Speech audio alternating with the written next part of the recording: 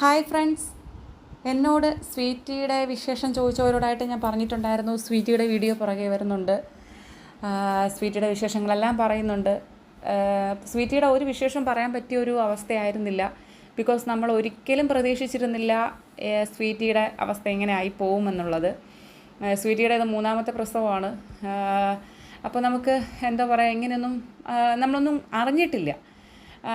Especially നമ്മൾ ഈ caesarean എന്ന് പറയുന്നത് നമ്മുടെ മനുഷ്യരെ മാതിരി തന്നെയാണ് മൃഗങ്ങൾക്കും അത്യാവശ്യ ഘട്ടങ്ങളിൽ അങ്ങനെ ചെയ്യുമെന്നും അത് ചെയ്ത് കഴിഞ്ഞാൽ ഇങ്ങനെയൊക്കെ ആയി പോകുമെന്നുള്ളതും ഇപ്പോഴാണ് ഞങ്ങൾ മനസ്സിലാക്കണേ.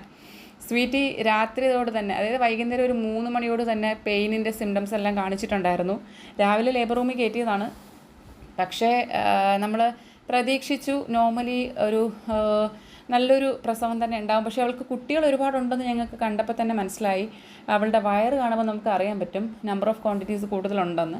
അപ്പോൾ നമ്മളൊരു 10 വരെ പ്രതീക്ഷിച്ചു. അത് കറക്റ്റായിരുന്നു, 10 കുട്ടികൾ തന്നെ ഉണ്ടായിരുന്നു. പക്ഷേ എന്ത് പറയാൻ, സിസേറിയൻ വേണ്ടി വന്ന് കോംപ്ലിക്കേഷൻ ആയിരുന്നു. സിസേറിയൻ ചെയ്ത് ഒരു കുഞ്ഞ് ഡെത്തായി. അത് വയറ്റിൽ വെച്ച് തന്നെ മോശം പോയി. അങ്ങനെ ഒരു കുഞ്ഞ് ഡെത്തായി. അത് കഴിഞ്ഞ് ബാക്കി കുഞ്ഞുങ്ങളെ കിട്ടി. അമ്മയും കുഞ്ഞുങ്ങളും സുഖമായിട്ടിരിക്കുന്നു.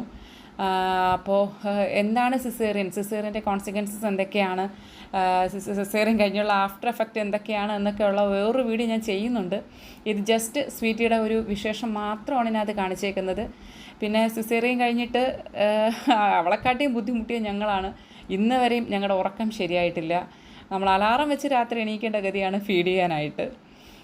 അപ്പോൾ വിശേഷങ്ങളുമായിട്ട് ഞാൻ വരും. കറക്റ്റായിട്ട് എന്താണ് സിസേറിയൻ കഴിഞ്ഞുള്ള ബുദ്ധിമുട്ട് ഒക്കെ പറയാനായിട്ട് ഞാൻ പുറകേ വരുന്നുണ്ട്.